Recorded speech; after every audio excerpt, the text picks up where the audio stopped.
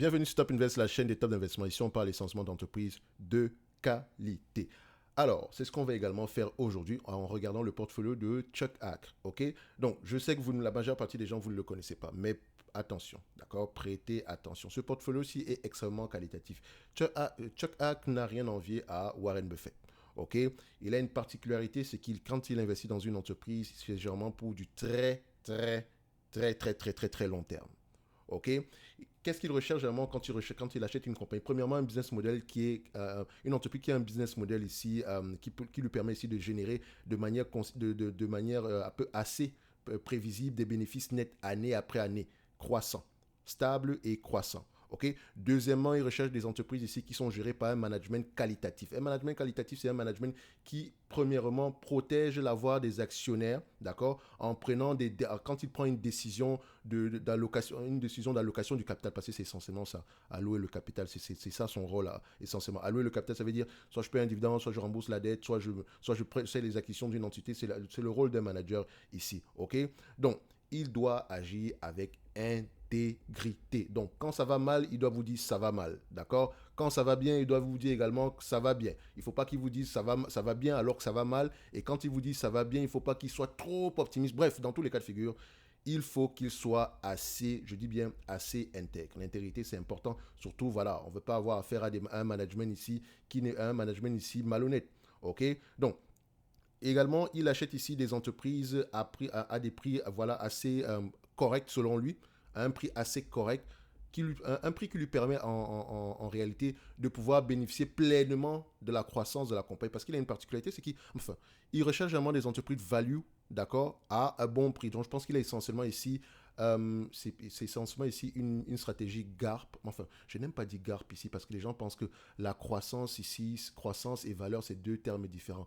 Valeur et croissance, quand on dit value investor, c'est pas dans le sens quantitatif uniquement du terme. Il faut également voir dans le sens qualitatif, dans le sens où l'entreprise également ici doit être extrêmement qualitative. Donc la valeur va avec la croissance, ok? Si vous avez une compagnie une compagnie value sans croissance, c'est un value trap, et croissance sans valeur, c'est également un value trap, ok? So, à peu près ici, ils recherchent également des entreprises qui ont la capacité de réinvestir leurs bénéfices ou leur free cash flow ici à des rendements plus élevés. Ça ne veut pas dire, ils ne veulent pas des entreprises qui vont distribuer le cash comme ça à la volée. Non, non, non. Donc, ils ne recherchent pas le dividende principalement. OK? Ils recherchent essentiellement ces entreprises-là. Si je gagne 1 milliard et que je m'appelle par exemple Microsoft, est-ce que je ne peux pas réinvestir ce 1 milliard-là dans mon business et générer par exemple 1 milliard 100 millions en supplément? D'accord? Ou bien et générer un 100 millions supplémentaires au-dessus de ce 1 milliard-là? C'est la question qu'il faut vraiment se poser en tant que manager. Si le manager ici se rend compte qu'en investissant le 1 milliard dans le business, il va peut-être générer, disons, 2%. Donc, ça veut dire que le 1 milliard que j'investis, il va peut-être me rapporter 20 millions en supplément. Le rendement n'est pas assez intelligent. Vaut mieux encore le distribuer ici aux actionnaires. Ok? Donc, quand une entreprise redistribue un dividende, rachète des actions, c'est parce qu'elle n'a rien de mieux à faire avec ce cash-là. Et à vous, généralement, de poser la question de savoir est-ce que c'est réellement le cas. OK? Bref, ça, c'est terminé ici pour l'introduction par rapport à Chuck Ack, par rapport à sa stratégie. Donc, ici, je suis toujours sur Dataroma. Quand je viens sur Dataroma, c'est simple. Je clique uniquement sur CTRL F. Je mets Chuck Ack. Son fond ici, c'est Ack. J'espère qu'on le dit comme ça. Ack et Ack Capital Management. J'espère que je n'écorche pas trop son nom. OK? Donc, si vous vous rappelez bien, j'ai déjà eu à citer il y a quelque temps ce Chuck Ack dans cette vidéo. Donc la vidéo ici qui parlait du top 10 des actions à acheter selon les super investisseurs. D'accord? Excusez-moi. Donc c'est une très bonne vidéo. Enfin, quand je dis c'est une très bonne vidéo, elle a très bien marché. Donc le principe un peu sur cette vidéo, c'était simple, c'était de vous présenter les investisseurs qui sont, selon moi, qui méritent d'être suivis sur Dataroma. OK? Ceux qui méritent être... Enfin, il me semble que c'est plutôt cette vidéo-ci, top investisseur qualitatif. Et ici, ça, c'est le top 10 des actions selon ces investisseurs-là. OK? Donc, en se basant également sur Dataroma. Donc, pour revenir sur la vidéo, ici, on presse sur top investisseur. On fait juste comme ça. D'accord? Ça, c'est moi, top 1 investisseur. Je vais juste fermer ça. Et voilà. Donc, vous allez retrouver cette vidéo, c'est top investisseur. Et voilà. Donc, on revient sur la vidéo ici rapidement. D'accord? Pour terminer.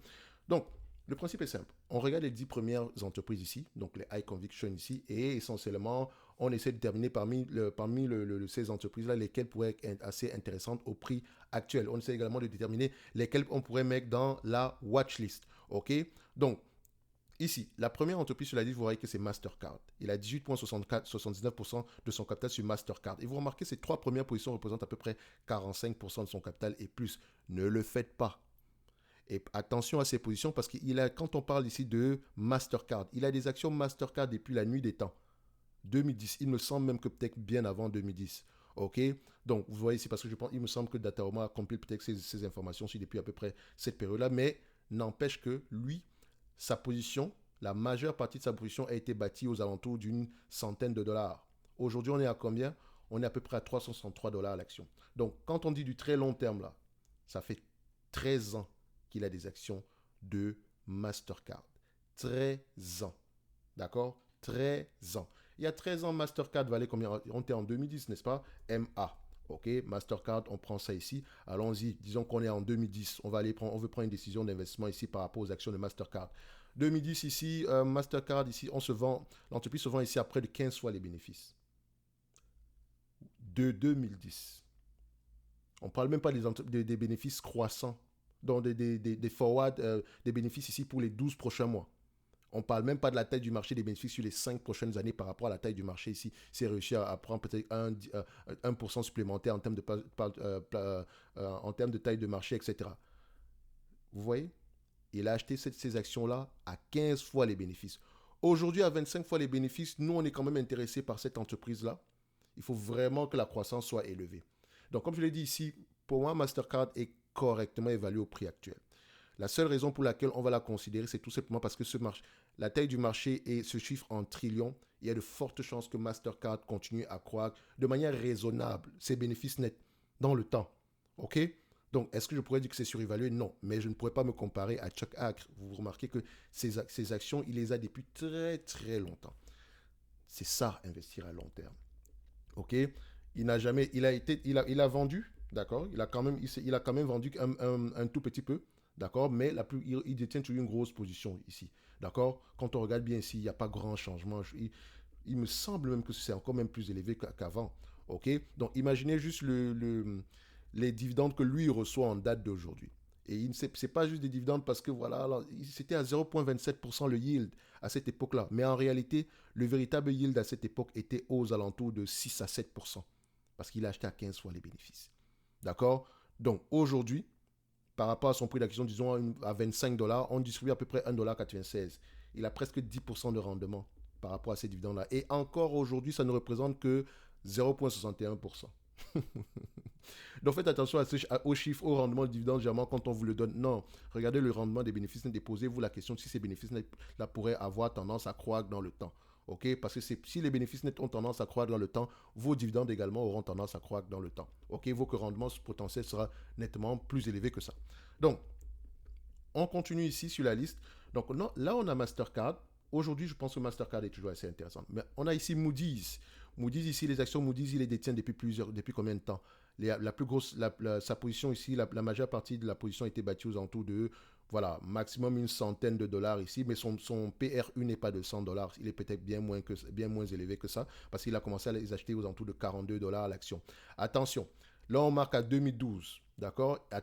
Personne ne voulait racheter du Moody's à cette période-là. Tout simplement parce que Moody's était de connivence avec tout ce qui s'est passé pendant la crise financière de 2008 ici. Moody's ici avait noté ici avait donné ici des notations de triple A ou bien avait donné ici des notations triple A à des actifs qui ne valaient même pas un C. D'accord? Donc, elle a mis en danger sa réputation. Parce que dans le domaine financier, Moody's ici et Moody's, Standard & Poor's, Fitch, voilà, ce sont des entités ici de notation très suivies, ok, très très suivies. Donc généralement ici la réputation compte énormément. Mais il y a également, c'est pas que ces trois entreprises qui existent dans ce secteur-là. Il y a également DBRS, si je ne me trompe pas, qui appartient à Morningstar, mais vous n'entendez jamais parler d'eux ici, tout simplement parce que voilà, on sait qu'il y a Moody's, il y a Fitch et il y a Standard & Poor's. Donc, ici, par exemple, vous allez remarquer une chose. Il a acheté en quelle année? 2012. Le rendement sur coût, il a à peu près acheté cette compagnie-ci à 15 fois les bénéfices par là. 15, moins de 20 fois les bénéfices. Moins de 20 fois les bénéfices. À l'époque, elle distribuait un dividende de l'ordre de 1,27%. Le prix ici, disons qu'il est aux alentours d'une cinquantaine de dollars ici, enfin pour la première acquisition. En date d'aujourd'hui, le rendement sur coût est aux alentours ici, si on compte bien, presque, je pense presque 10%. Hein. C'est 2,8 divisé à peu près par ce prix-là. Quand je dis le prix d'acquisition, la première entrée. D'accord, faites attention. Ok, parce qu'il a continué à acheter la compagnie ici, même quand elle était aux alentours de 100 dollars ici. Il a continué à l'acheter. Ok, donc on restait toujours aux alentours de 20 fois les bénéfices ici. Et il me semble que Moody's en date d'aujourd'hui se négocie à combien? 34 fois les bénéfices. Et quelqu'un va vous dire qu'elle est sous-évaluée. Non, au prix actuel, là, je pense qu'on va respirer un tout petit peu. Donc pour Moody's ici, voilà, c'est un peu élevé. D'accord, mais c'est une très belle entreprise à avoir en watchlist. Idéalement, c'est une entité ici qu'on va aller regarder. Idéalement, c'est une entité qu'on va regarder aux alentours de 150 à 200 dollars l'action par là. Ok, idéalement. On ne va pas l'acheter à n'importe quel prix. Vous remarquez ici que ces gens-là achètent ces entreprises à des prix intéressants. D'accord, quand on le voit ici aujourd'hui, on a l'impression que non, c'est toujours sous-évalué parce qu'ils ont du Moody's, on devrait l'acheter. Non. Aujourd'hui, Moody's, belle entité, mais ne mérite pas une place dans un portefeuille en date d'aujourd'hui. OK? So, dans la watchlist, certainement. Donc, on continue ici sur la liste. Après ça, on a quelle entité? Donc, on a American Tower. J'irai droit au but. American Tower est surévalué. D'accord? Et également, elle doit s'occuper de sa propre dette ici aujourd'hui. Ne suivez pas Chuck Akre. Il ne va pas vendre ses actions d'American Tower. Ne vous inquiétez même pas par rapport à ça parce que son prix d'acquisition est tellement bon. C'est tellement bon que, voilà, ça fait même mal de le noter. American Tower ici, moi, mon problème avec cette compagnie, c'est la dette. Les gens en date d'aujourd'hui, enfin, la majeure, vous payez en date, enfin, c'est une rate, donc il faut regarder à la limite les AFFO. Donc, vous constatez que, je n'avais même pas remarqué qu'elle avait commencé à baisser. Ça pourrait commencer à être intéressant d'aller regarder cette compagnie ici en profondeur. Mais pour le moment ici, c'est surtout le niveau d'endettement qui m'inquiète. Ok, parce que cette compagnie-ci a une dette assez élevée, paye également un dividende ici à mon goût. Je ne dirais pas que le dividende est assez élevé ici, mais quand est-ce qu'elle va commencer à penser à la dette? Ok, on paye 6 dollars ici pour le dividende. Disons qu'il nous reste à peu près 4 dollars sur le. Disons qu'on rapporte à peu près 10 dollars ici, on paye 6 dollars, il nous reste à peu près 4 dollars ici. Donc le 4 dollars ici par rapport au nombre d'actions, il me semble que le nombre d'actions ici, je vais le retrouver parce que j'avais pris. Donc le nombre d'actions ici, on va aller rapidement ici, Financial, Fangraft, on va regarder ici, Financial Testament.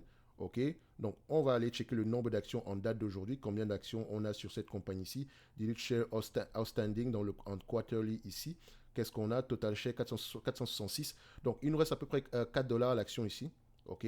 Donc, 466 millions d'actions multiplié par 4, ça fait à peu près aux alentours de 1,864 milliard. OK? Quel est le niveau de dette net de cette compagnie-ci? Je prends le Fangraft ici. Dette net ici en millions. Donc, je vais ici balance sheet. On va aller prendre ici total dette, net dette ici.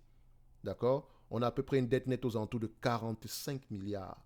S'il faut rembourser cette dette-là, la dette nette ici, avec uniquement le free cash flow restant, si on considère qu'il n'y aura plus d'augmentation des free cash flow ici, on n'a que presque 2 milliards. Donc on va rembourser la dette en combien de temps?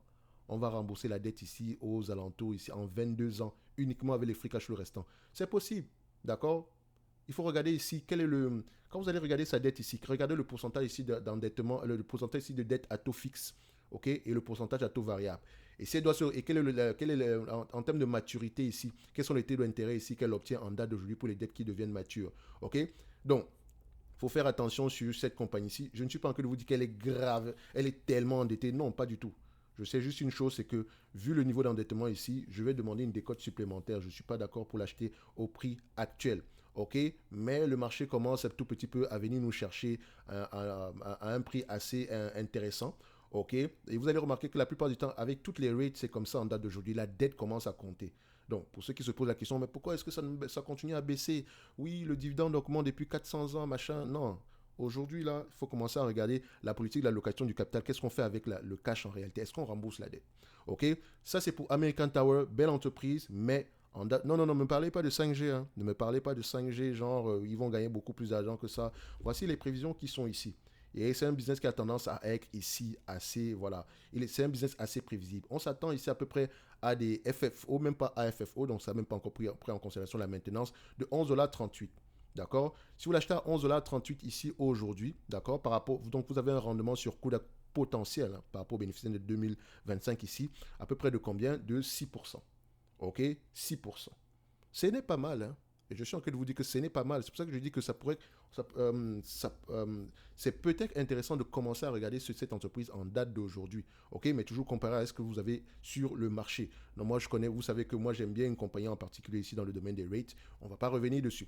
Donc, on continue ici. Donc, AMT, vous voyez que ce sont des vieilles actions AMT. Et il a acheté des actions AMT à quelle période? On l'avait vérifié ici. AMT 2012. Il a pris ça en quelle année?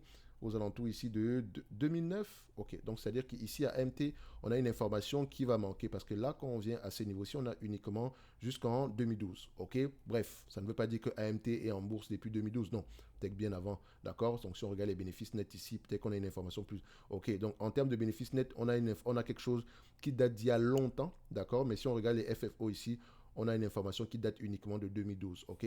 Donc, on peut pas trop se fier. Il faut faire attention à ne pas trop se fier aux bénéfices nets quand on investit ici dans une rate. OK. C'est important. OK.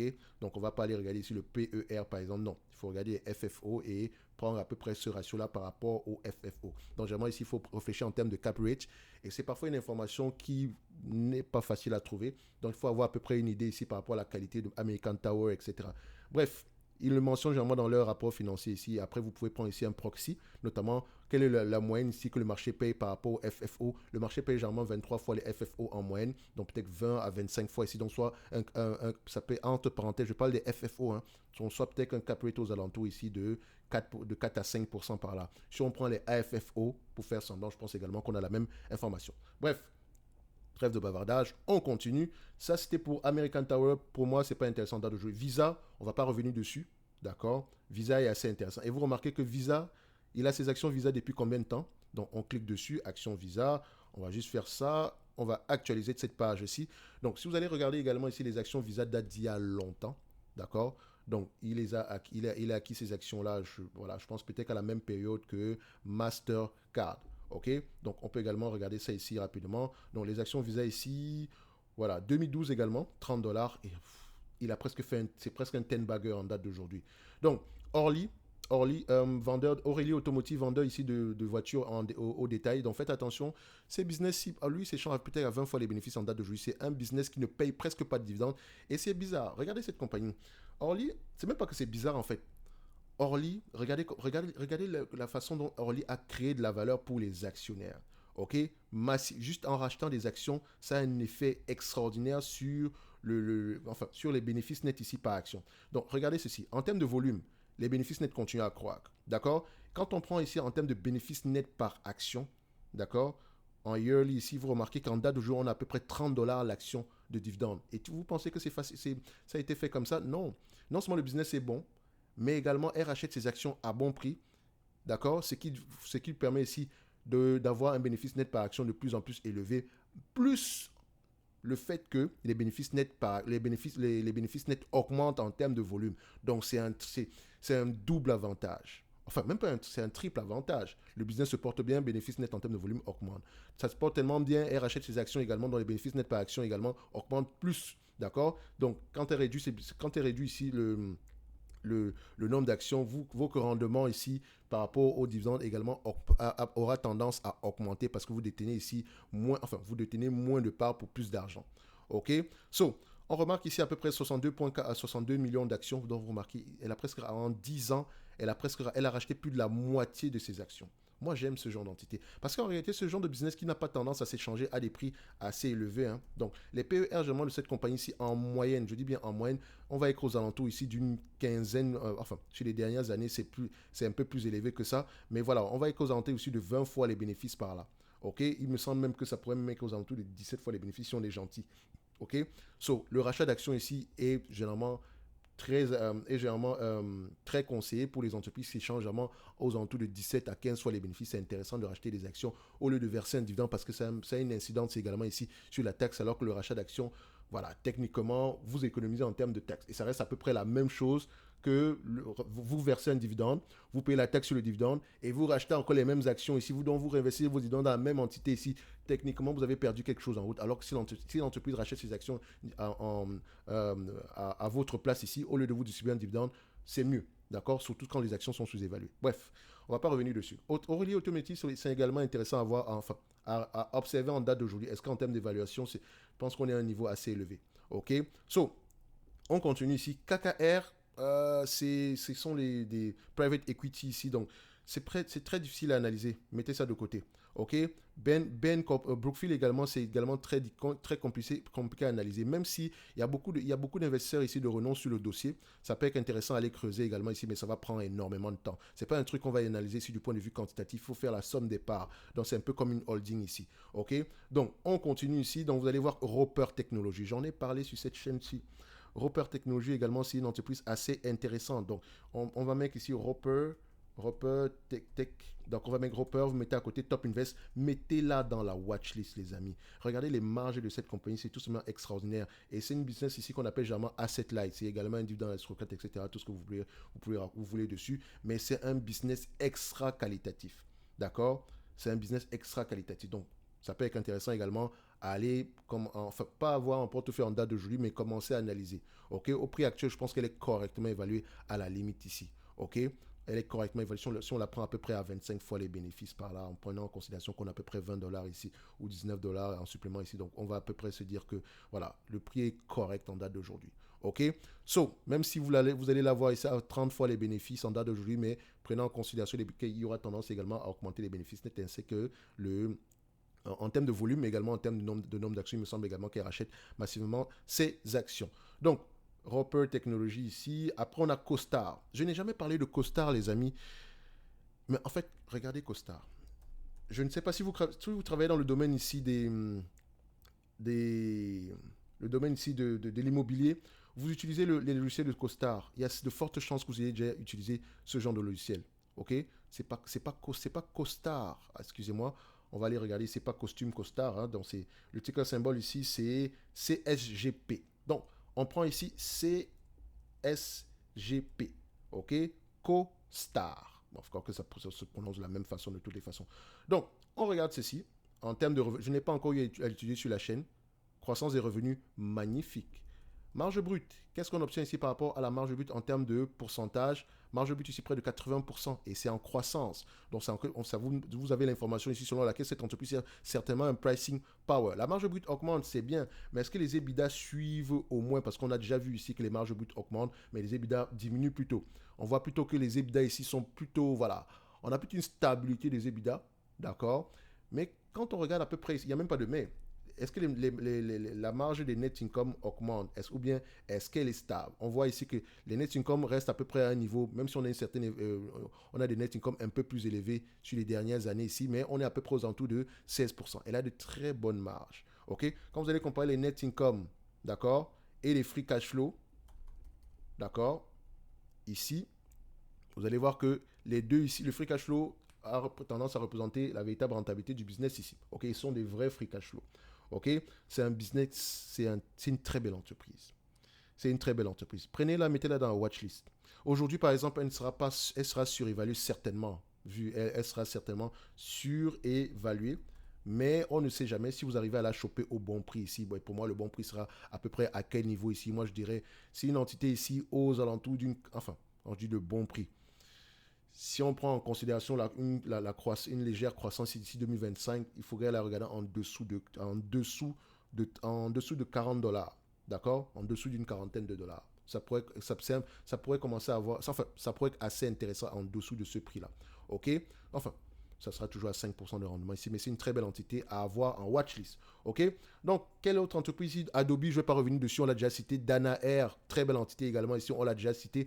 CarMax, très belle entité. Même si elle va avoir tendance à souffrir dans un avenir proche ici, mais la taille de son marché est tellement énorme que cette entreprise-ci, au prix actuel, est intéressante. Et je ne vais pas revenir dessus. Il a réduit sa position ici. Sans doute, il a ses raisons particulières ici parce qu'il a acquis la position autour d'une soixantaine de dollars. On arrive à $130 ici l'action. OK, il a réduit un tout petit peu. Il y a de fortes chances qu'il continue à augmenter cette position-ci. Même si, je pense que vu que l'entreprise aura tendance à souffrir ici, dans le sens où, en fait, elle vend des voitures d'occasion et également un bras financier. Ne la regardez pas du point de vue free cash flow ici, c'est une mini banque, enfin, c'est une mini compagnie financière. OK? Donc, quand les taux d'intérêt augmentent ici, qu'est-ce qui va se passer? Certaines personnes auront du mal à rembourser leurs prêts. OK? So, généralement, ici, ce qui va se passer, généralement, pour ce genre d'entreprise, on aura tendance à avoir des bénéfices nets moins élevés. OK? Il faut également voir que la voiture d'occasion se vendait très très bien en 2021 et 2020. OK? Or, actuellement, il y a plutôt un ralentissement à ce niveau-là. S'il y a une pression au niveau macroéconomique ici, vous allez voir également que les ménages, il y aura moins d'argent pour acheter des voitures d'occasion, des voitures neuves déjà, et également pour les voitures d'occasion. Donc, elle va avoir tendance à souffrir ici dans un avenir proche. Mais cette compagnie-ci, elle est leader sur son marché. Elle ne détient même pas encore 10% du marché. Vous vous rendez compte? Elle est leader, elle ne détient même pas 10% du marché. Extraordinaire à aller regarder. Mais on va suivre quand même le portfolio de prêt ici, l'évolution du portfolio de prêt. Donc on va regarder le taux de défaut, etc. Donc faites attention à cette compagnie-ci. C'est une belle entité, mais il faut aller en profondeur. OK? Donc, on va s'arrêter là ici, d'accord? Donc vous constatez que le reste de positions ici, voilà, c'est à peu près des positions de suivi, etc. Il y a un peu de Berkshire Hathaway. Donc parmi toutes ces entreprises, laquelle est intéressante, lesquelles sont intéressantes date d'aujourd'hui? Je pourrais mettre Visa et Mastercard, encore une fois. Maintenant, Adobe dans une certaine mesure, mais même si on a déjà énormément, on va mettre ADBE ici. En termes de bénéfices nets, ici, on s'attend à peu près à avoir du combien? On a à peu près du 20 fois les bénéfices ici, donc à peu près 5% de rendement. Enfin, $20 ici, on a à peu près 5% de rendement. En termes de free cash flow, ici, on a à peu près à $22, donc c'est pas très très loin. Donc, techniquement, ici, c'est un prix qui implique déjà une légère croissance. Mais voilà, si la croissance va au-delà de 2025, ça pourrait être assez. Enfin, on a peut-être. Ça pourrait, le prix actuel n'est pas mauvais. OK? Mais voilà, l'entreprise nous a proposé un meilleur prix aux alentours de $300 à l'action ici. D'accord? Donc vous voyez que tôt ou tard, je dis bien tôt ou tard, une action finit toujours par venir vous donner un bon prix d'entrée. OK? Votre but ici est de savoir quel est le maximum que je pourrais payer ici. Je ne paierai pas plus. En date d'aujourd'hui, je ne paierai pas plus de $500 pour Adobe. C'est pas que je vous dis qu'Adobe vaut $500. Non, je ne paierai pas plus de $500. Idéalement, je vais rester en dessous aux alentours de $400 ici l'action, mais je ne m'attendrai pas à grand chose d'ici 2025. Il faudrait que la croissance également puisse continuer à être élevée au-delà de 2025. OK? Donc, si je ne devais pas prendre en considération la croissance en date d'aujourd'hui, j'aurais pris cette compagnie-ci à $200. OK? Donc, ceci n'est que mon avis et non un conseil d'investissement. Allez-y regarder en profondeur ici. Donc, sur Chuck Hack, on n'aura pas peut-être 50, on n'aura peut-être pas 5 entreprises. Donc, Visa, Mastercard, évidemment. On pourrait également citer Adobe, évidemment. Je pourrais également mettre CarMax, quand même.